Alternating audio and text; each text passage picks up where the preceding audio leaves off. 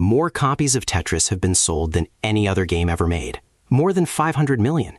And for the first 12 years of that, the man who wrote it earned nothing. Not a bad deal. Nothing. Alexey Pajitnov built Tetris in 1984 on a computer owned by the Soviet state, which meant the game belonged to the state too. What followed were 3 years of Western businessmen selling each other rights that none of them held, until one of them flew to Moscow with no appointment to find out who really did.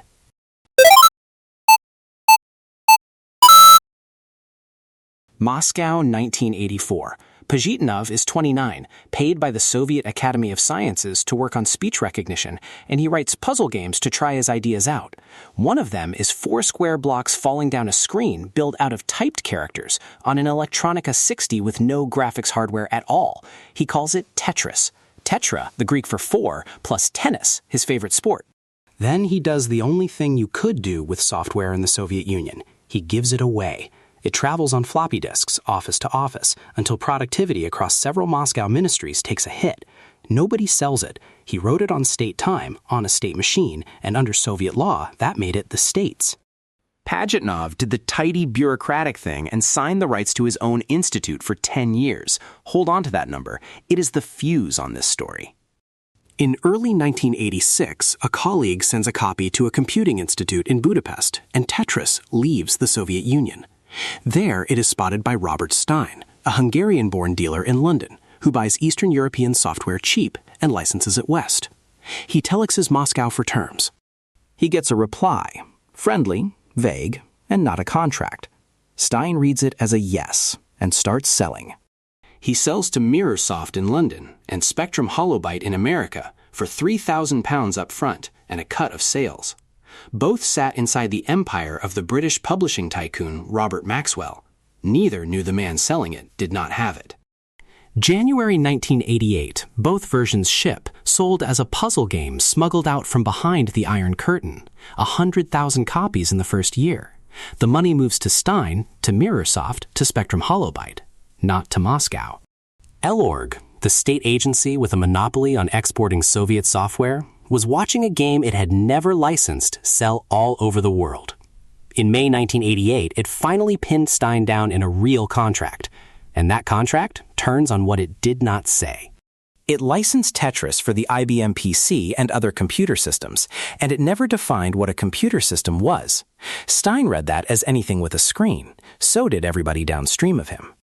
Mirrorsoft handed the non-computer Japanese rights to Atari Games, which passed the console rights to a Tokyo publisher run by a Dutch-born entrepreneur named Henk Rogers. 4 companies deep, and the chain had already snapped at the first link. Rogers put Tetris on Nintendo's Famicom in December 1988, 2 million copies in Japan, and he wanted more, because Nintendo had a handheld coming, a gray plastic brick called the Game Boy. So, in February 1989, he flew to Moscow. No appointment, a tourist visa, which made what he was there to do illegal. He hired an interpreter out of his hotel lobby, assumed she was KGB, liked her anyway, and spent a day finding the Elorg office. Then, he walked in. To prove he was serious, he put his Famicom cartridge on the table. Elorg's director, a man named Belikov, looked at it and did not recognize it.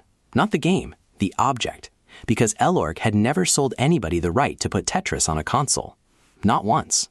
Rogers had walked into a Soviet government office and put evidence on the table that he was, technically, a pirate. He did not bluff. He explained the chain he bought through and wrote Elorg a check for more than $40,000 to settle it. In one afternoon, he became the only Westerner in this mess who had told Belikov the truth. And here is the part that sounds made up. That same week, 2 other men flew in for the same game. Robert Stein, chasing rights he had been selling for 3 years, and Kevin Maxwell, Robert Maxwell's son, sent by Mirrorsoft. 3 negotiators, 1 game, 1 building. Belikov showed the same cartridge to Kevin Maxwell. Maxwell did not recognize it either. The men selling console Tetris worldwide did not know what a console was. So Belikov set a trap. The new contract he handed Stein finally defined a computer. Processor, monitor, disk drive, keyboard, operating system.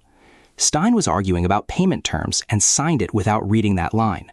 In one signature, he had agreed, in writing, that he had never held a console right in his life. Rogers signed for the worldwide handheld rights that same week. 3 weeks later, Belikov gave Mirrorsoft a window to counter for the console rights. Measured in hours, the window closed. In March, Nintendo of America's Minoru Arakawa and Howard Lincoln flew quietly to Moscow and bought the console rights for everywhere except Japan, on terms guaranteeing Elorg at least $5 million. For a Soviet agency in 1989, an unimaginable number.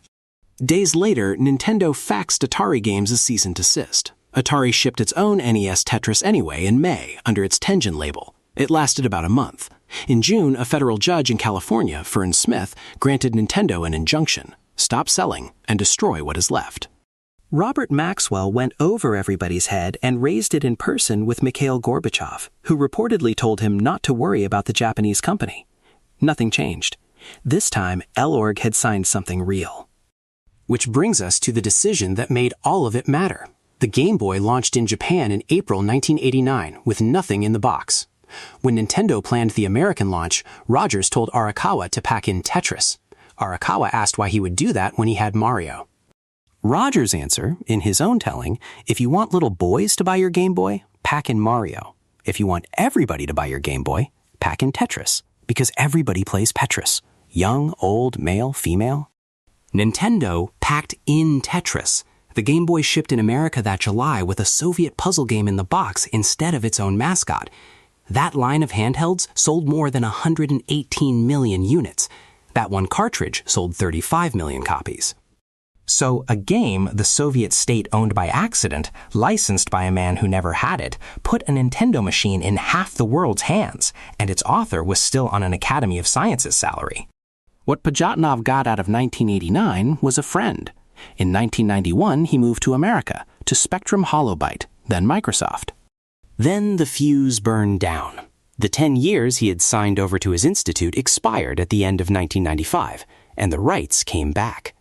In 1996, he and Rogers founded the Tetris Company, with Elorg holding the other half.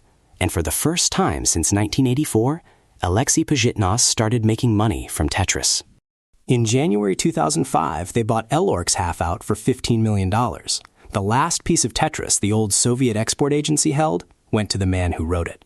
500 million copies, and the only person in that chain with no legal claim to any of it was the one who made it.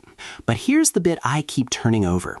Rogers won the biggest handheld license in history by walking into a Soviet government office and volunteering that he was in breach. He could have left that cartridge in his bag. Would you have put it on the table? Tell me below. Press X to continue. If you want more stories behind the games you grew up on, you know what to press. Hit subscribe, and we'll see you in the next one.